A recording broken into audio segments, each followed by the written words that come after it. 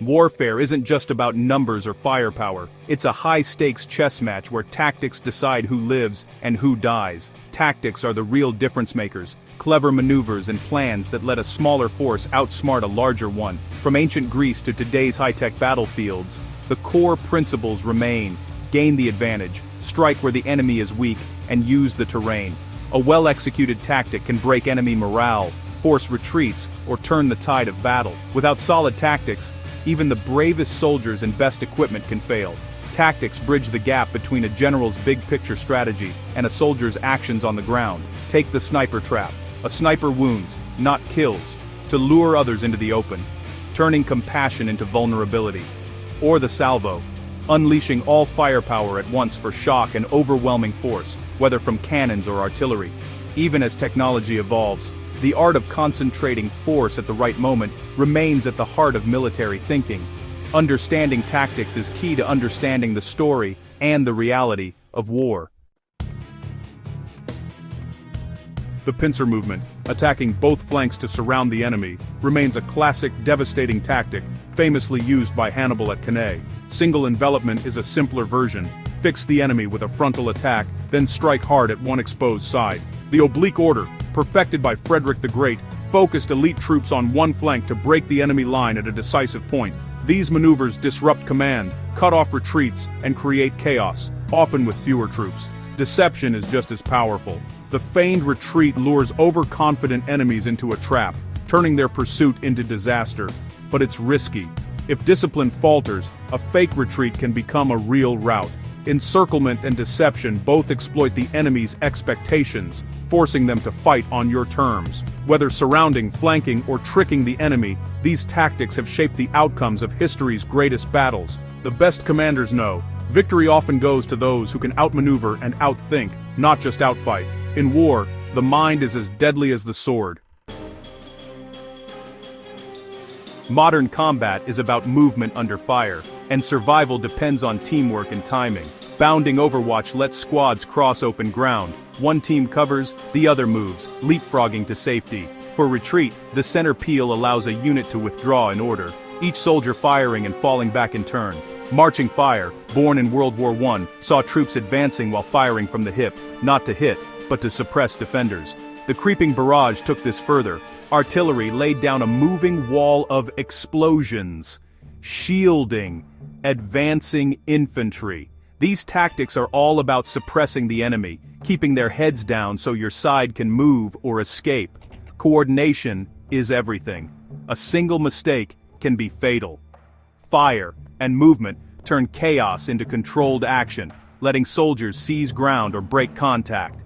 The lesson: in modern war, standing still is deadly. Mobility and teamwork save lives. Every advance, every retreat is a calculated dance of bullets and bravery. Blitzkrieg, Lightning War, revolutionized battle with speed, surprise, and combined arms. Tanks, infantry, artillery, and dive bombers punched through enemy lines, bypassing strongpoints to wreak havoc in the rear. The goal: paralyze command, cut supply lines, and collapse resistance before the enemy can react. Tank crews used the hull-down position, hiding behind terrain so only their turret was exposed, maximizing firepower, minimizing risk. Soviet Tank Descent put infantry on tanks, ensuring support arrived with the armor for rapid assaults. Artillery adopted shoot and scoot fire, then move before enemy counter-battery strikes could hit. These tactics made speed and surprise the ultimate weapons, turning slow battles into fast-moving crises. Mobility became survival. Standing still meant death. The modern battlefield is a race. Whoever moves smarter and faster wins. In war, steel and speed are inseparable.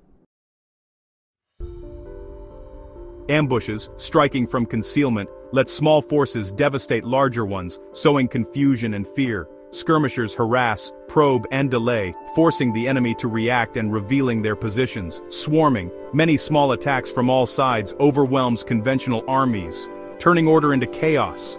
Asymmetric tactics exploit surprise, mobility, and the enemy's weaknesses, not brute strength.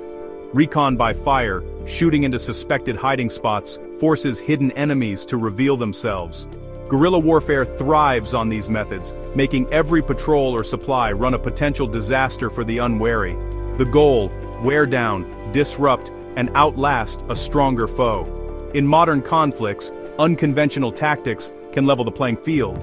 Adaptability and unpredictability are the insurgents' greatest weapons. In war, the unexpected is often the most effective.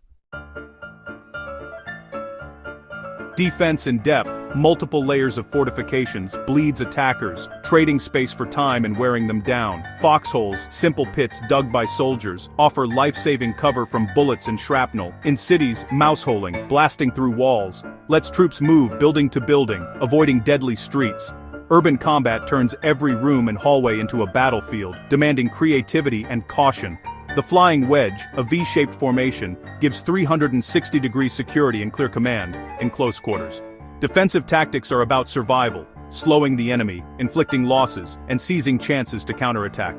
In urban warfare, the environment itself becomes a weapon and a shield. Every wall, every corner, is both danger and opportunity. The best defenders use terrain, ingenuity, and discipline to turn the odds in their favor. In defense, patience and preparation are as vital as firepower. When retreat is inevitable, scorched earth denies the enemy food, shelter, and supplies, leaving only ruin behind. Russia's use of this tactic against Napoleon and Hitler turned vast territory and harsh winters into deadly allies. At sea, crossing the T let battleships unleash full broadsides while the enemy could only fire forward, a decisive advantage now lost to history. Air assault, using helicopters to land troops behind enemy lines, brings speed and surprise, bypassing defenses entirely. The inverted wedge, a defensive trap, lures attackers into a gap, then closes in from the flanks to encircle them. These tactics are about denying the enemy victory, even in retreat or defense. Sometimes the best move is to make the enemy pay dearly for every step forward. In modern war, mobility and denial are as important as attack. Every withdrawal, every sacrifice, is calculated to shape the next battle. In the end, tactics decide not just who wins, but who survives.